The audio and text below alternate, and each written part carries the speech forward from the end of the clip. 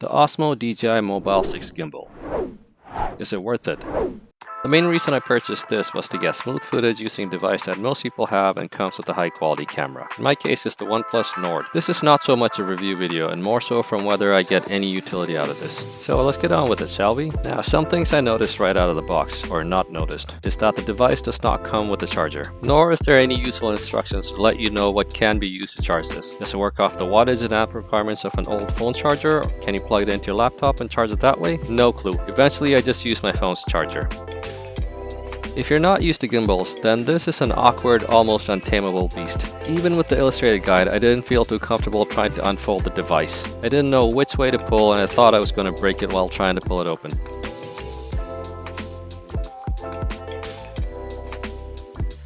The magnetic phone holder is quite handy in that once it is attached to the phone, it can be easily docked to the gimbal and pulled off if needed. However, the only issue I had was that it covers the button I would need to press to activate the phone. This might be just a particular phone brand issue, or it might be due to Osmo's inherent bias to iPhones. More on that later. The gimbal is hard to hold when you're not using the handle grip and awkward to place flat when not in use. The only option would be to use the accompanying tripod so you don't have to struggle with placing it down when you need a break. Now, when it comes to software, if you're using Android devices, the software has to be downloaded from the website and then sideloaded onto the device. This is a hassle and would have been much more seamless if available on Google, as most people aren't too comfortable getting it from outside the Play Store. The software initially wouldn't work without the gimbal being active. This has now changed in subsequent updates. As well, apart from the sparse guides included with the device, when I first got the Osmo DJI 6 around January 2023, all the guides and how-to videos were only available if the device is connected to the phone through the app. So that does little if you just want to watch the video during your downtime to bone up on how to use it and any special tips and tricks. This has also seemingly been changed through software updates as well. Initially, everything about using the gimbal to any useful level could only be done through watching YouTube videos. There was some slight calibration issues initially after setting it up, the phone was off-center and had to redo the calibration operation, which means having the tripod and placing it on a level surface while recalibrating. That seems to have evened out now, and not sure if it's due to where the phone holder is actually placed on the phone. Other quirks include that in order to use the control software, the phone's location needs to be turned on. I understand Bluetooth, but why does the location need to be on? And it does suffer from connectivity issues after you switch the gimbal off or put it to sleep and have to manually fumble with connecting it back up. Now again, not certain if this is an Android or this particular device specific, or if it fares better on iPhones. Now, is it worth it?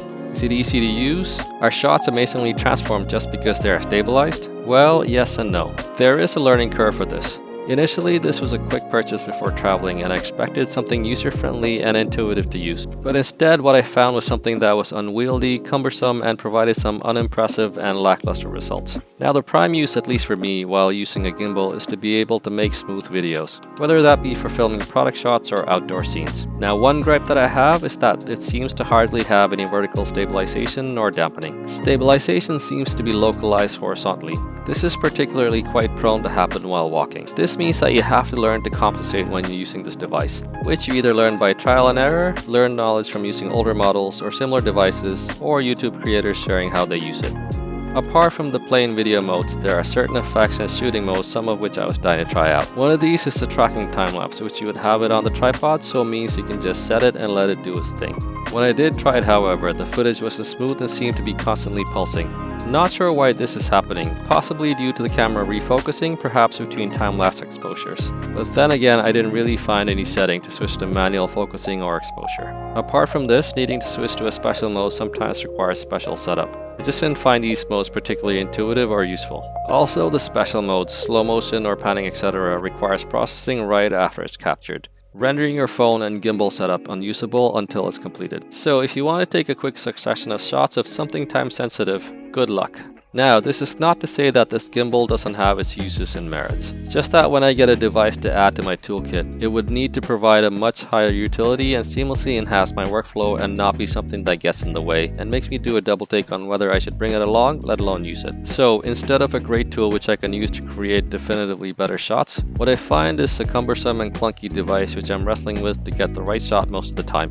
Also, the Osmo 6 seems to suffer from needing built-up knowledge of use and setup from prior models or similar devices in the industry, which is not great user experience for a beginner who has never used a gimbal, or Osmo DJI gimbal in particular. Now, it would be biased of me to entirely place blame on the tool, so if I do find out that some of this, if not all, is due to my shortcomings, I'll do an update if possible. Otherwise, I'm going to be labeling the tool unworthy rather than the user. At the moment, however, would I outright not recommend this? Well, it's hard to say, as some of the shots you get from it are indeed much better than handheld shots are, right? But that's not a constant outcome. Maybe time, practice, and more YouTube videos from people experienced in using this might give me a different perspective on this. Otherwise, I think I'll be on the lookout for something else to get the footage that I need. Please let me know in the comments of your experience of using the Osmo DJI 6. And if you found this useful, please hit that like button and subscribe. Thank you for watching, and goodbye.